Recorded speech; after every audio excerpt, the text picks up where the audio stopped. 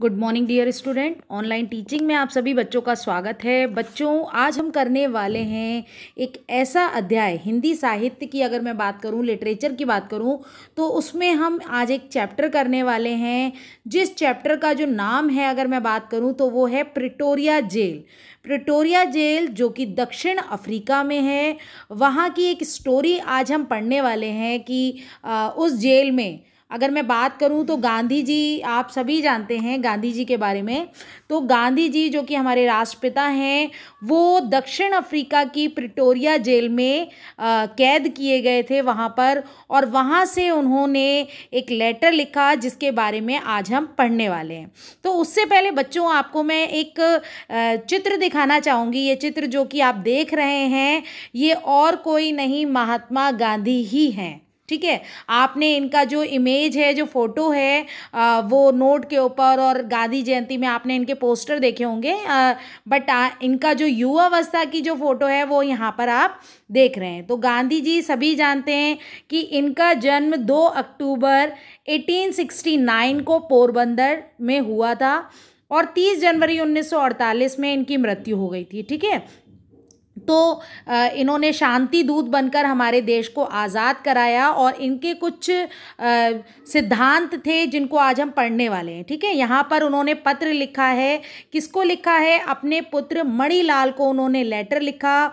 उन्होंने उसमें अपनी बा के बारे में सारी जानकारी ली, क्योंकि आप सभी जानते हैं कि जब जेल में कोई कैद होता है तो उसको कोई भी अनुमति नहीं होती, तो इनको भी सिर्फ और सिर्फ महीने में एक बार लेटर लिखने की और प्राप्त करने की अनुमति थी, जो कि वहाँ पर वो कर रहे थे। मणिलाल के बारे में आपको बता दूं बच्चों कि मणिलाल जो हैं वो महात्मा गांधी के 4 पुत्रों में से दूसरे पुत्र थे। ठीक है, जो कि दक्षिण भारत अफ्रीका जो है वो वापस चले गए थे। इनका जन्म राजकोट में हुआ था 28 अक्टूबर 1892 में। ठीक है, और इनकी जो पत्नी थी वो सुशीला मशरूवाला थी। इनके बच्चे थे अरुण, मणिलाल, एला गांधी और सीता गांधी। ठीक है, तो इन्होंने बहुत ही सादा जीवन अपना बिताया। जैसा कि आप सभी जानते हैं कि गांधी जी का जो सिद्धांत था वो सत्य और अहिंसा के पथ पर चलने वाले व्यक्ति थे। अहिंसा के वो पुजारी थे, और बहुत सारी बातें उन्होंने अपने बेटे से लेटर में लिखकर कहीं कि क्योंकि उनके जो ये बच्चा था, जो मणिलाल था, जिसको उन्होंने लेटर लिखा, वो अपने शिक्षा के प्रति असंतोष था उसे, क्योंकि उसकी पढ़ाई लिखाई नहीं हो पाई थी, और उस पर महात्मा गांधी के जेल जाने की वजह से बहुत सारी जिम्मेदारियां आ गई थी। ठीक है, उनकी माँ भी अक्सर जो है वो बीमार रहती थी, तो घर में बच्चों के ऊपर जिम्मेदारियां आ जाती हैं, जैसे कि यहाँ पर आ गई।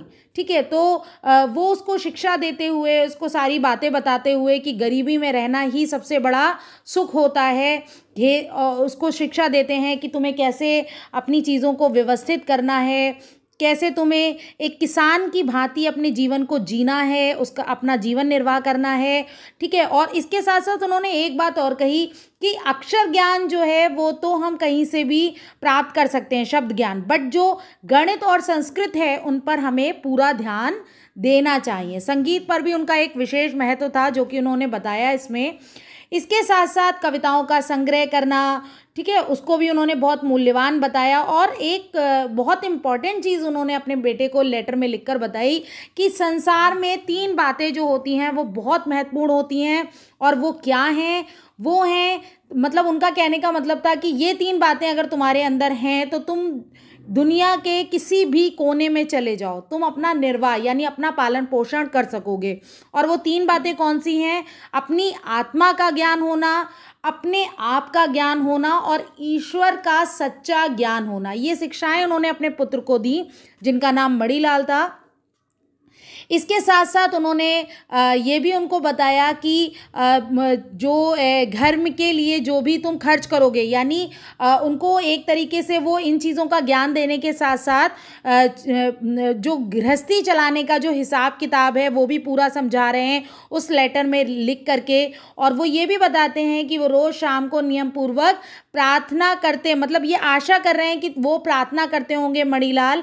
ठीक है, और सूर्योदय से पहले उठते होंगे, सभी चीज़ें, मतलब यहाँ पर अगर मैं बात करूँ तो जैसे कि महात्मा गांधी का स्वयं का जीवन था, उन्होंने अपने पुत्रों को भी उसी तरीके की सीख दी, उसी तरीके की शिक्षाएं दी, ताकि वो भी अपने जीवन में, कहते हैं ना, जब व्यक्ति बहुत ज़्यादा चीज़ों को देखता है, समझता है, तो उसकी जिम्मेदारियां भी बढ़ जाती हैं और उनको बखूबी वो निभाता है।